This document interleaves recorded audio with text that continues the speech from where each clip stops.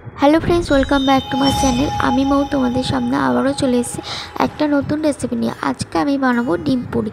তো এই ডিম পুরি বানানোর জন্য লাগবে হচ্ছে ডিম। তো দেখো আমি 5টা মতো ডিম নিয়েছি। ডিমটাকে আমি সেদ্ধ করতে বসিয়ে দিয়েছি। তো সেদ্ধ করা হয়ে গেছে। আর লাগবে হচ্ছে কাঁচা লঙ্কা কুচি, রসুন কুচি, পেঁয়াজ কুচি আর টমেটো। তো দেখো এখানটা আমি গোটা মশলা নিয়েছি, রসুন, পেঁয়াজ, টমেটো আর আদা সব কিছু পেস্ট করে নিয়েছি। আর লাগবে হচ্ছে ময়দা। তো দেখো ডিমগুলোকে আমি সেদ্ধ করে নিয়েছি। এবার আমি ছুরির সাহায্যে 2 পিস করে সব ডিমগুলোকে কেটে নেব।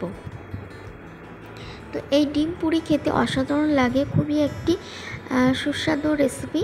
তোমরা একবার পুরো রান্নাটা দেখতে থাকো, আশা করি তোমাদের ভালো লাগবে। তো ডিমগুলো আমার কাটা হয়ে গেছে। এবার আমি ডিমগুলো থেকে কুসুমগুলো বের করে নিয়েছি একটা পাত্রের মধ্যে।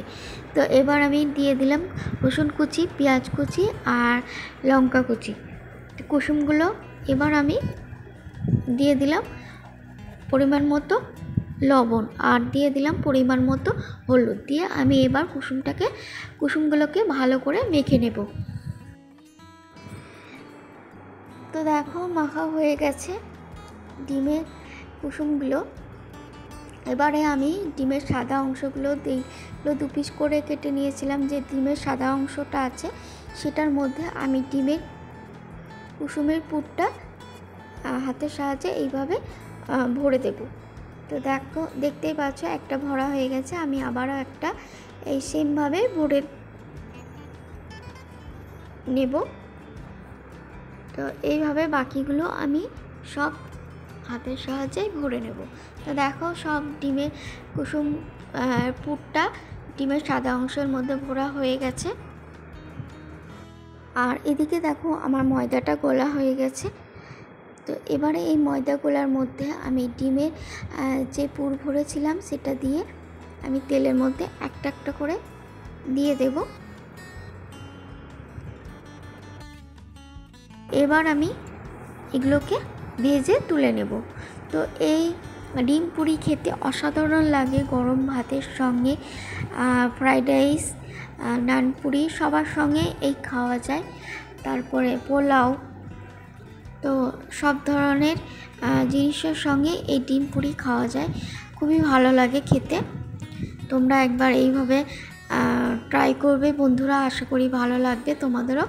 তো দেখো আমি এই ডিমগুলোকে এইভাবে ভেজে তুলে নেব। এর থেকে বেশি ভাজলে ভালো লাগবে না। তো এক পিঠ ভাজা হয়ে গেছে, আমি উল্টিয়ে দিলাম। তো দেখো 2 পিঠই ভাজা হয়ে গেছে, আমি এবার তুলে নিলাম।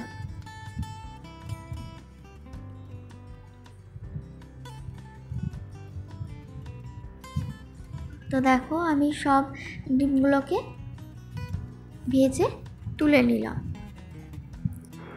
এবারে আমি কড়াইয়ে সর্ষের তেল দিয়ে দিয়েছি, দিয়ে দিলাম জিরে আর ছোট এলাচ। আর একটু তেল দিয়ে দিলাম, আমার মনে হলো কম হয়েছিল জন্য আর একটু তেল দিয়ে দিলাম শুকনো লঙ্কা। এবার আমি দিয়ে দেব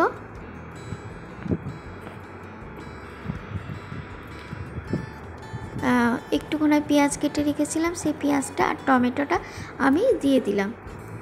যেহেতু আমি বাটা মশলা করে নিয়েছিলাম সব রকম দিয়ে, এখানটায় আমি বাটা মশলাটা দিয়ে দিলাম। বাটা মশলার মধ্যে ছিল রসুন, পেঁয়াজ, টমেটো, আদা দিয়ে আমি পেস্ট করে নিয়েছিলাম, কাঁচা লঙ্কা। তো দেখো আমি বাটা মশলাটা দিয়ে ভালো করে আবারও নেড়ে দেব।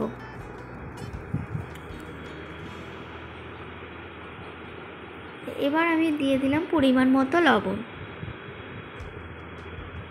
লবণটা দেওয়ার পর আমি ভালো করে আবারও নেড়ে দেব। তো আমার চ্যানেলে যদি নতুন বন্ধু হয়ে থাকো, চ্যানেলটিকে সাবস্ক্রাইব করে পাশে থেকে দিও। তো এবারে আমি গুঁড়ো মশলাগুলো অ্যাড করব। তো দেখো এর মধ্যে আমি দিয়ে দিলাম পরিমাণ মতো হলুদ গুঁড়ো, আর দিয়ে দেব পরিমাণ মতো লঙ্কার গুঁড়ো,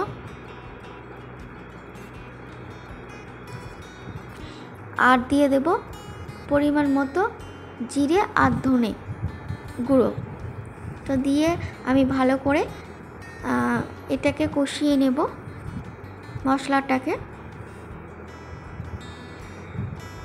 তো বন্ধুরা, আমার রেসিপি যদি ভালো লেগে থাকে তাহলে লাইক কমেন্ট শেয়ার করে দিও বন্ধুরা। আমি একটুখানি চিনি এর মধ্যে দিয়ে দিলাম। তো ঝাল লবণ ব্যালেন্স করার জন্য চিনিটা আমি দিলাম।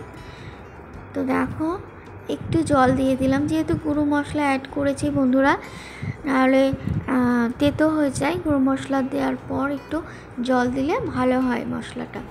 তো দেখো আমি একটুখানি কষিয়ে জল দিয়ে দিলাম। তো দেখো আমি যে ডিমগুলো ভেজে রেখেছিলাম সেই ডিমগুলো আমি ঝোলের মধ্যে দিয়ে দিলাম। তো দেখতেই পাচ্ছ খুব একটা আমি ঝোল করিনি, যেহেতু এই রান্নাটা বেশি ঝোল হয় না, তো তার জন্য অল্পই জল দিয়েছি। তো দেখো আমি সব ডিমগুলো দিয়ে দিলাম, দিয়ে আমি হালকা একটু নেড়ে দিলাম।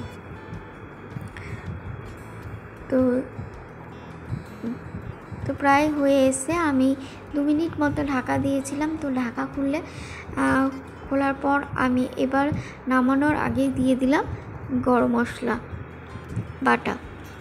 তো প্রায় হয়ে এসে, তো তোমরা এইভাবে একবার বাড়িতে ডিম পুরি রেসিপি ট্রাই করবে বন্ধুরা। আশা করি তোমাদের ভালো লাগবে। আর আমার রেসিপি যদি তোমাদের ভালো লেগে থাকে চ্যানেলটিকে সাবস্ক্রাইব করে পাশে থেকে যেও। তো কেমন লাগলো আজকের এই ডিম পুরি রেসিপিটা সবাই কমেন্ট করে জানিও, আর একটা লাইক করে দিও। আমি আবারও চলে আসবো কোনো একটা নতুন রেসিপি নিয়ে। ততক্ষণ সবাই ভালো থাকবে, সুস্থ থাকবে আর সাবধানে থাকবে। তো আজকের মতো টাটা।